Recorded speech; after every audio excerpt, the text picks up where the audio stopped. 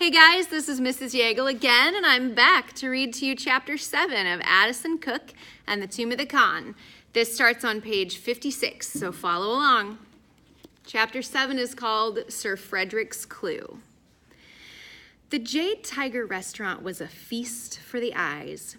Red plush couches were backed by 1,000-gallon fish tanks that teemed with coral fish, manta rays, and the occasional circling shark. Underwater lights cast watery blue reflections across the patterned teak floors.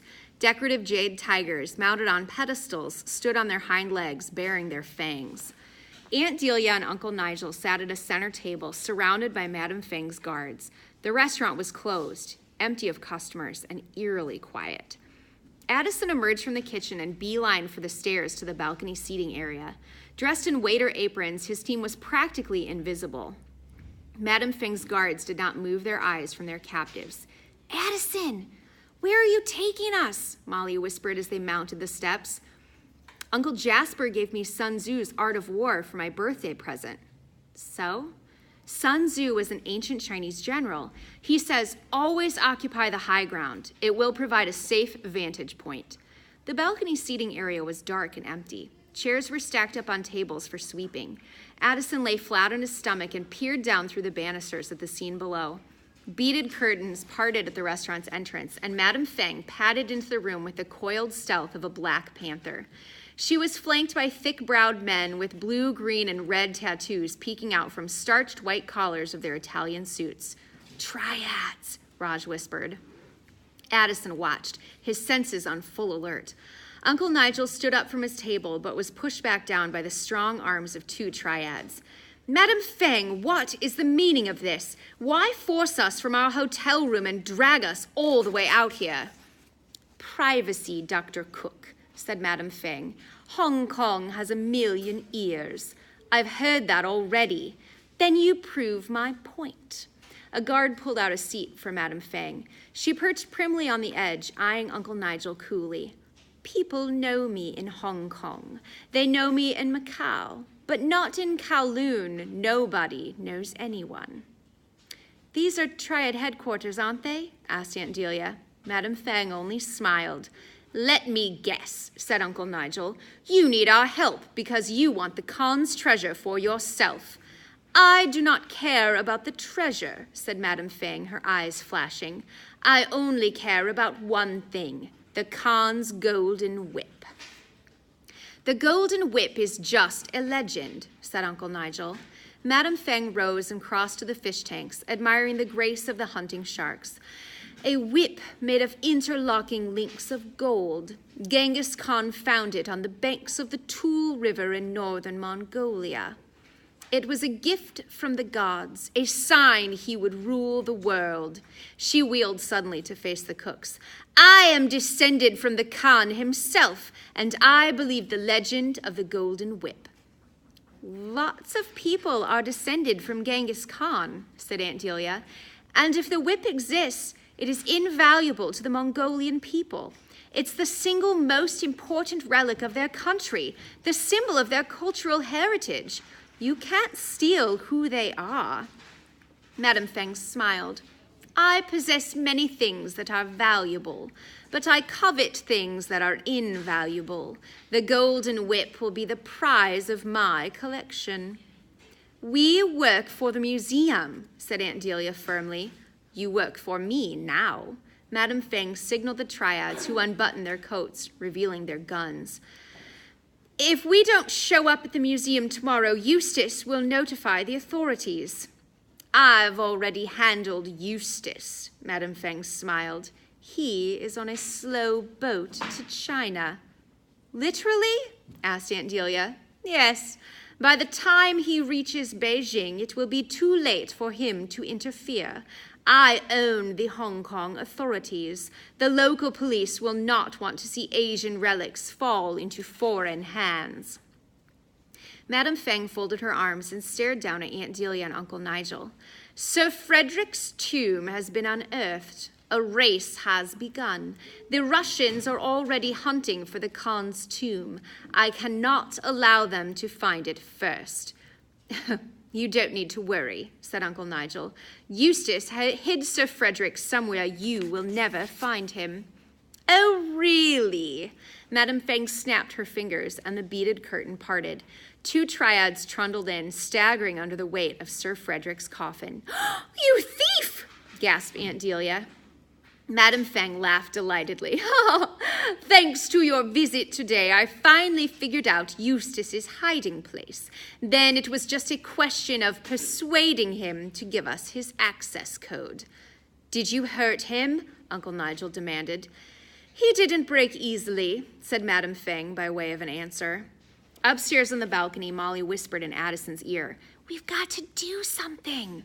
Well, we can't call the police, said Addison. Madame Fang says she owns them. And we can't call Eustace. He's been kidnapped. I'll think of something. Addison chewed his lip in thought. The Cooke brain is like a mighty steam engine, sometimes slow to start, but nearly impossible to stop. Molly blew the hair out of her eyes. It would never stay put in a ponytail. She either needed longer or shorter hair, and she could never decide which. Below, Madame Fang's bodyguards cracked open Sir Frederick's coffin and removed his iron shield. They flipped the shield over and set it down on a white tablecloth. You see?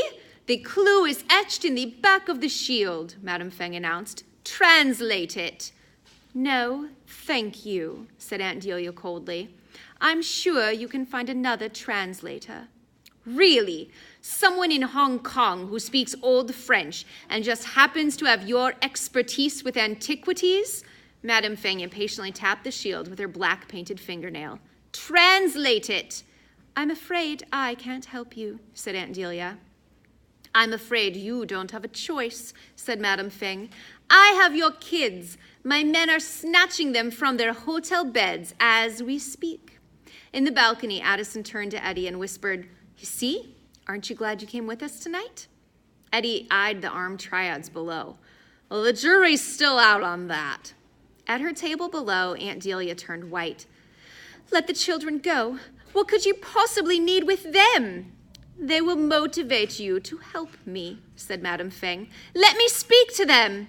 Only when you translate Sir Frederick's clue. Aunt Delia hesitated.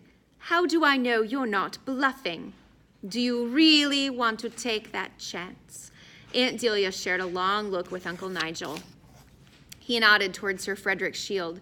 She slipped on her tortoiseshell glasses and bent over the ancient text carved into the concave back of the shield. She began to translate. Praise be to the Lord, my rock, who trains my hands for war, my fingers for battle. God is my shield, my sword, my helm, and my lance. What does that mean? Madame Fang interrupted. It's a psalm from the Bible, said Aunt Delia. Sir Frederick is just clearing his throat. Why is he writing all this in Old French? Why not Latin or Chinese? Sir Frederick wanted only a member of his order to follow in his tracks, said Uncle Nigel. Ah, yes, said Madame Fang, this Templar business. Carry on, she said with a wave of her hand. In the balcony, Molly whispered to Addison, Who are the Templars? Later, Addison whispered. He drew his notebook from his blazer pocket and waited, pencil poised, for Aunt Delia's translation. Far below, she traced the curving script with her fingertip and read, There lies an oasis town on the Silk Road by the Dragon Desert, where Nestorian Christians nursed me to health. Know ye your Templar vows. Visit the sick and say a mass for the dead. Pray for our sign, and ye will know the way to the Tartars' land. Madame Fang leaned close to Aunt Delia. Tell me what it means. I have no idea. Upstairs, Addison furiously jotted down the clue as fast as he heard it. Does it rhyme in French? Eddie asked. Why does everything have to be a rhyme with you? Sir Frederick was a knight, not a pop singer. We need to grab the shield, the aunt, and the uncle, said Molly urgently. How's that plan coming along? Addison tucked away his pocket notebook. Swimmingly. We just need a distraction. Something to divert the triad's attention. Shouted Russian erupted from the restaurant below. Addison's team peered over the banister to see armed men in leather jackets burst into the restaurant. The triads aimed their guns at the Russians. The Russians aimed their guns at the triads. For several noisy seconds, the air was filled with the sounds of guns cocking. Molly turned to Addison.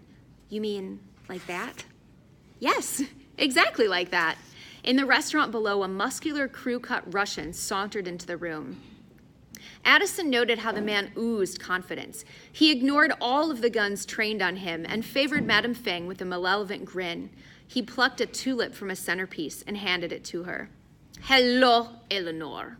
Madame Feng accepted the flower in one clenched fist. She spoke through gritted teeth. "Boris." "I've come for the shield," he said, still grinning. "How did you find me here?" Boris glanced at Sir Frederick's skeleton lying exposed in his coffin and crossed himself. He then appraised the iron shield with greedy eyes.